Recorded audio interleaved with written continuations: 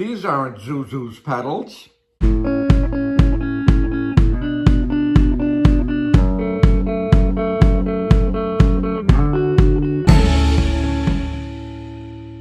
Welcome to Robert's British Cars. This is part 4 in our series, the restoration / reconstruction of the 1952 MGTD.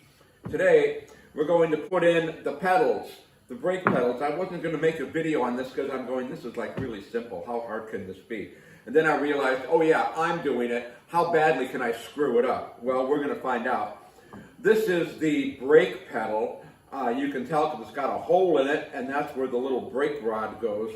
It also needs this bushing pressed in that hole, like that. That's not the hard part. The hard part comes installing the shaft that activates the clutch, etc., etc. This goes through a hole in the frame, and in that hole in the frame are these bushings that the shaft rotates on. That's an old one, that's a new one. So these two bushings have to go on the shaft. That's not hard. The hard part is getting these pressed in to the holes in the frame. Let me show you what I mean. You see, here's our pedal box. Here is the shaft. The shaft goes like this. It goes through this hole. There's one here and there's one on the inside of the frame. In that hole is this bushing that goes like this. Well, as you can see, that's not even close to fitting in there. And one of the reasons is this hole is full of powder coating. So we have to clean out that hole. Then we have to clean up the outer surface, like right here, on this bushing. Then we're going to worry about trying to get that pressed in there. First, I'm going to clean up the bushings using plumber's open mesh cloth. This goes really easy. All we do is make them shiny. And what this is doing is just taking off any dirt and smoothing it out, because we want these bushings to slide in there nicely. And there we go. These are nicely polished and ready to get installed. Well, now I want to try to clean out the hole in the frame. This little pipe here goes all the way through to the other side, and I can shine my light in there and you can see. And you can see it's powder coated. So we have to get that down to nice shiny metal. To do that, I'm going to try again a piece of my plumber's cloth, and I'm going to try to put it in the hole and use the finger. That looks better. I can still see a little powder coating in there, but it did a nice job. We'll continue until we get all the powder coating out from inside this hole. So what I have here is a ridiculously long threaded rod that's going through the hole on the inside, coming out the hole here. I'm going to put my bushing on, I'm going to put on a washer, and I'm going to put on a nut. And I'm going to tighten it down, and we're going to see if I can push this bushing into that hole. Now, I have not tried this. We're going to do it for the first time together and see if it's going to work. Now, I'm just going to put a little WD-40 on my bushing here so it's nice and slippery to slide in. Okay, let's see what happens. Here's my 3/4 inch wrench.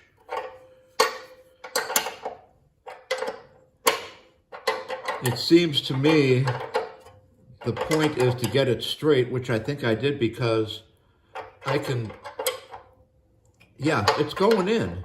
So this is, to my surprise, it's working. Let's see if we can get it all the way in there. That's tight. Now let's loosen this off. That looks pretty good to me. It seems nice and flush, and I think that will work. Let's see if the shaft is going to slip in there. Oh yeah, it's a little tight, but it'll go in. Now that we have the inner and outer bushings in, let's see how those pedals attach to the rod. Let's see if I can explain this. In the end of the shaft, there's a grease fitting, okay? This little groove here is for the snap ring that holds the shaft in place. This hole here and this hole here is a place for the grease to squirt out to lubricate the shaft bushings and the brake pedal. So this is the brake pedal. It's going to go on first. It will sit like that. Now it has this big bushing in it. So that bushing is going to act, go this way. You see that bushing is thicker. How can I show you? The bushing is deeper than the width of the shaft. So that bushing also acts as a spacer. That we're going to press in there.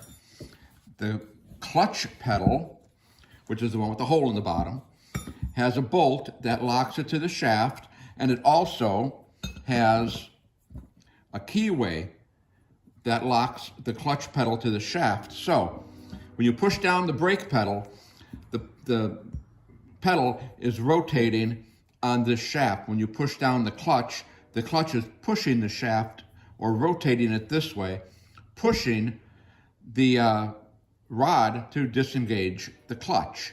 So all we have to do is assemble these. First, we want to press the new bushing into the pedal. I want to show you something because I messed up. You see, this is the front part of the pedal, so the extra bushing has to be over here. So what happens is I should have pressed this in from this side until it was flush, and then it would be good. So I'm going to fix that. And there you have it. The pedal is facing in the right direction, and the bushing, extra part of the bushing, is to the left. Here's another interesting thing I noticed about all the parts that I got or didn't get. We have pedals, we have the adjusters, and then I have 6 bolts. And I'm thinking to myself, well, I only need 4 bolts, 2 for each adjuster. And then it occurred to me, these are spacers. You put these in kind of like this, if I can show it here, to get the pedals closer to your feet. So if you have short legs like me, you might need these spacers to bring those pedals up to where they're more comfortable.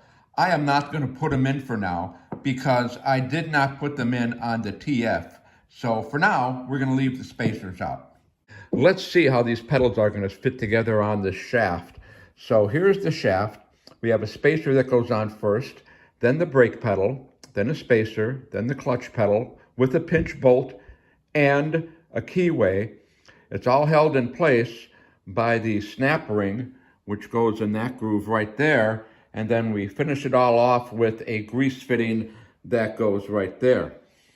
The fun part is that all of this is assembled in the pedal box on the car.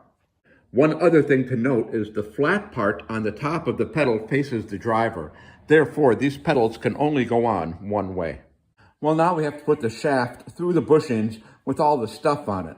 So first, I'm going to grease it up because you can never have too much lubrication. Yeah, I've heard that before. Okay, then I'm going to put the spacer or the fat washer in. So now the next thing to go on is the brake pedal. Remember, the flat part faces the driver. So that's going to go like that.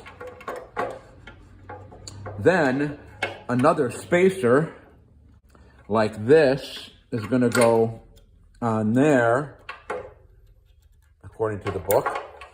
And then the clutch pedal is going to go on there. And then it goes in the hole. Ta-da! Now we have to put in the keyway in the clutch pedal. I have to put this in there and then slide the pedal over. There's the shaft coming through the frame. That's as far as it's going to go. These are compressed as far as they can be, but let's see if we can do something about this slot. Okay, now I can see the little groove where the clip goes. I suppose we should try to see if we can fit the clip on there. You know, I've been messing with circle clips for over 50 years, and I can say with a high degree of confidence that I have never met one that I liked. So now I have to take this all apart again and see if I can take a few thousandths off of that bushing and these washers.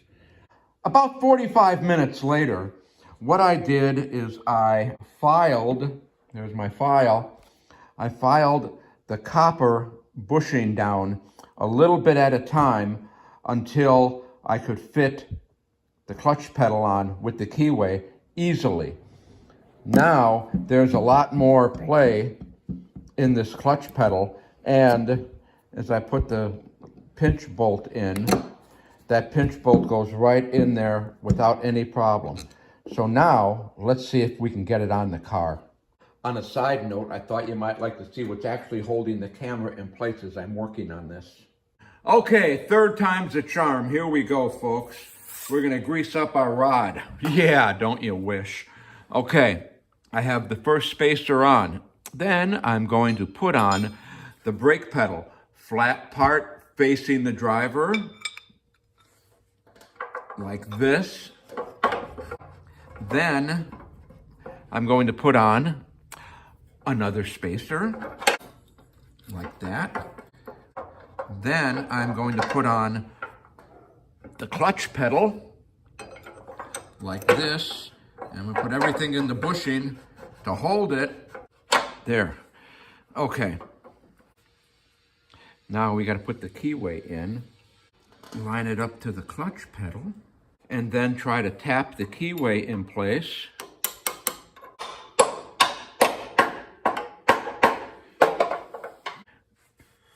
Let's see what the end looks like. There is the end, and if you can see, there's plenty of room now for the spring clip, the circle clip. Let's do a quick review. We have the shaft with the spacer washer, the brake pedal, the leftover copper bush, another spacer, a keyway, the clutch pedal, and down here, if you can see, I put the pinch bolt in that holds the clutch pedal to the shaft. Now I'm going to try to put the spring clip in place. The spring clip from hell that hates me. Here is the spring clip in the groove, and I'm just going to screw in the Zerk fitting, finger tight for now, because all this is going to have to come out. Now, why am I going to have to take all this apart again, you ask? Let me show you. Here we have the rubber boot that covers the hole in the floorboard, and the pedals come out these two slots, and that's held in place with this nifty little bracket. As you can see, there is no way to stretch these that far. So to put this on, those pedals have to come out. And of course, that doesn't go on until the floorboards are installed. And the floorboards, which by the way I haven't made yet, are one of the last things to be installed in the car. Before I wrap it up, I wanted to point out an interesting thing about these pedals and how adjustable they are. You can move them closer together, farther apart. You can make them higher, you can make them lower, you can make them closer to you, or you can make them farther away. So they're very adjustable. And when the car's all done and we're getting ready to finish it up, that's one of the adjustments we're going to make. Okay, let's review. We have the front suspension installed, we have the back suspension installed, we have the brake lines installed, and we have the pedals installed. There's the brake pedal, there's the clutch pedal. Woohoo! Also notice I have the body sitting on the frame. I did that because I am out of room. I had to put it someplace. I figured it's a good place. Okay, the next thing we're going to do is install the wiring harness. This is going to be a lot of fun. I can't wait. I'm tingling all over. I'm going to do it with the body on the car. We'll see how that turns out. And in case you haven't noticed, this is TF3778. This used to look like this. It was down to the frame, powder coated, and now she's an award winner. So, if you want to follow along with the restoration of this 1952 MGTD, subscribe to Robert's British Cars. You'll be glad you did. Okay, be the first one on your block. Ooh. Okay, we'll see you next time.